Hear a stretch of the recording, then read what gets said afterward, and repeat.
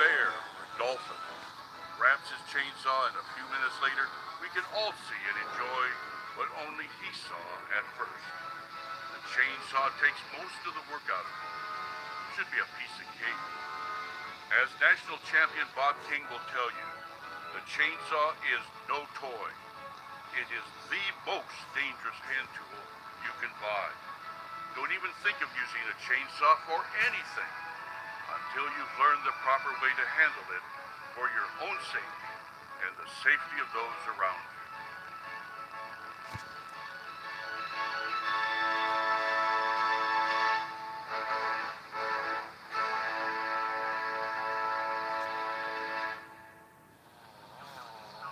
This video is not about becoming a chainsaw artist, nor is it about becoming a professional logger. These loggers know how much they rely on a well-maintained chainsaw and how much damage it can do if not operated safely. When falling a tree, the danger is not limited to the chainsaw. If the tree is rotten, the top can break off and fall right down on top of you. Or the falling tree can twist off the stump or roll down on top of you after it has landed. This is no place for amateurs. It is dangerous work, even for professional loggers.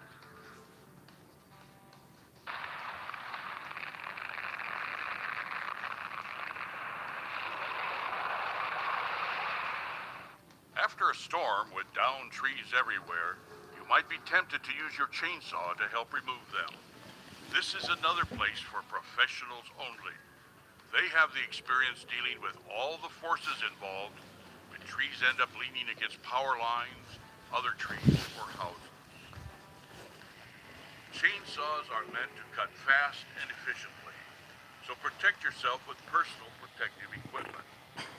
A well-dressed logger wants protection for his head, eyes, ears, legs, and feet. This includes a hard hat, eye protection, and because chainsaws are very loud, hearing protection. Chaps, heavy-duty work boots with ankle support, and gloves are also a good idea. Let's look at them one at a time.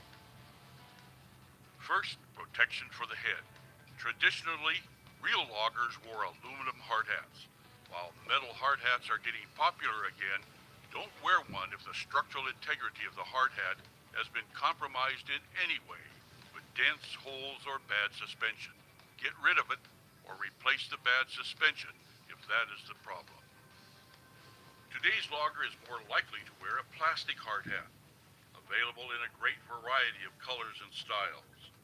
Again, if the structural integrity has been compromised in any way, or if there is discoloration, get a new one.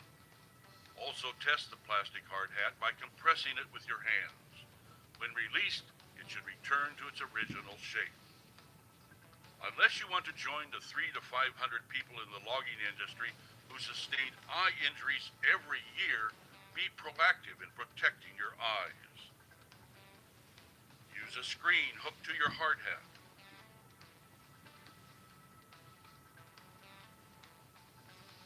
Or if you prefer, true safety glasses with side shields or wraparounds are good. Bug's eye goggles give a lot of protection to your eyes, especially if you wear prescription glasses. Another option are these mesh goggles. If you have to shout at someone standing just 3 feet away in order for them to hear you, both of you need hearing protection. There are 2 types of hearing protectors used most often in the logging environment. The most common is the earplug. It is important to learn how to insert them into your ear for the best protection. First, roll the earplug into a small cylinder. Pull the ear up and back, which will open the ear canal. Push the earplug into the ear canal and hold it there for a few seconds until it expands and fills the ear canal.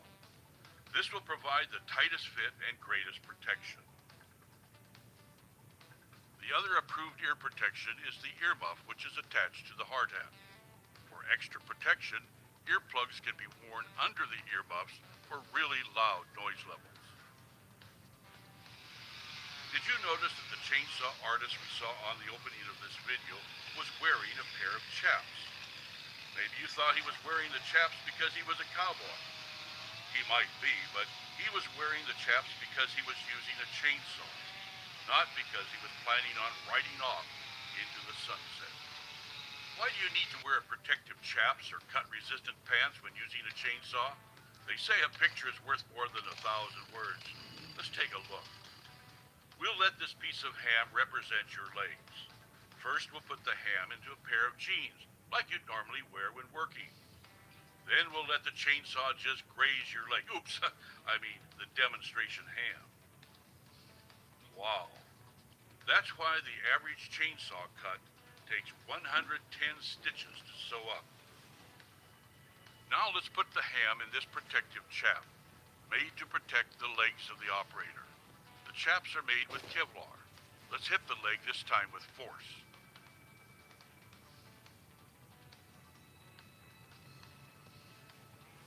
The chaps actually stopped the chainsaw by jamming the flywheel. They were supposed to. We can easily see that the chainsaw did not penetrate to the leg. Sorry, we mean the ham. If this was a real-life situation, you might have a little leg bruise, but it wouldn't require stitches nor hospitalization. If everyone using a chainsaw was smart enough to use chaps or cut-resistant pants, we would save billions of dollars in medical costs every year. To adequately protect you, the chaps must fit properly. The bottom of the chaps must come down to the top of the work boot. Personal protective equipment will not eliminate hazards, but if used correctly, they can at least reduce the seriousness of the injury. Let's turn our attention to the chainsaw itself. The more you know about your saw, the better. Knowing how it operates will give you a better understanding of how to use it safely. First, consider the type and size you need. There's the large. That's a saw with more than a 28-inch bar. The big saws are best left for professional loggers.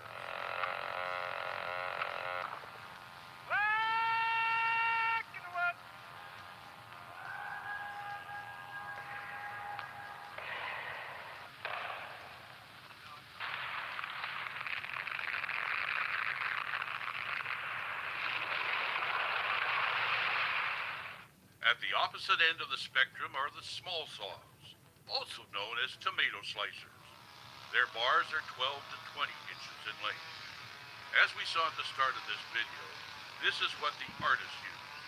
Other than chainsaw artists, these chainsaws are good for cutting small branches and 6 to 10-inch trees. That leaves the mid-sized chainsaws with a bar that measures from 20 inches up to 28 inches in length. If a chainsaw is not properly maintained, it can be dangerous. This is especially true because the chainsaw is a hand-held cutting machine. Let's start with a safety inspection. First, check the chain brake. Try to move the chain. Look for cracks in the chain brake. Then check the screws that hold the chain brake to the frame.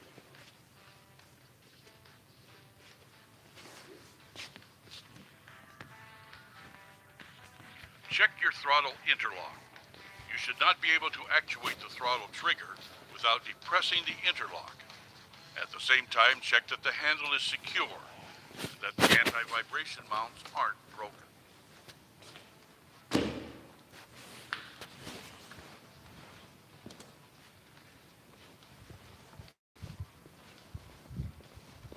Now the engine. Check to see that the air filter is clean. This is the most common problem that prevents your saw from starting. Each manufacturer is different. Follow their recommendations for field cleaning.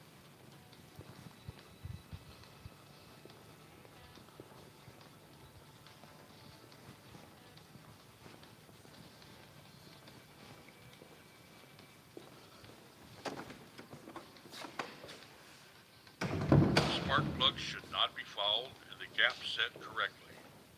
Finally, the muffler should be well secured and all connections should be tight.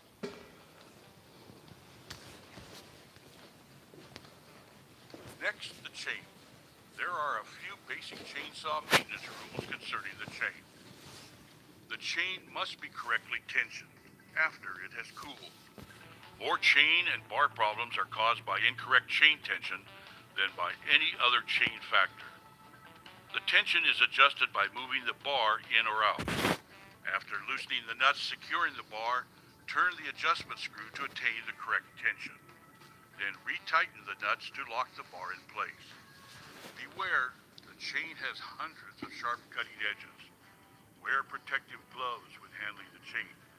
If the chain is too tight, it will wear faster, run slower, and break easier. If it is too loose, it can come off the bar at high speed and cause a lot of damage and or injury. This is an important adjustment. Take the time to do it correctly. At the same time, check that your chain is well lubricated. Another basic rule is that your chain must be sharp. A dull chain is outright dangerous from many standpoints. A chain can be dulled very easily by letting a moving chain hit the ground with rocks and debris, or by hitting a nail in the wood you're cutting. If you have to add more pressure to the saw,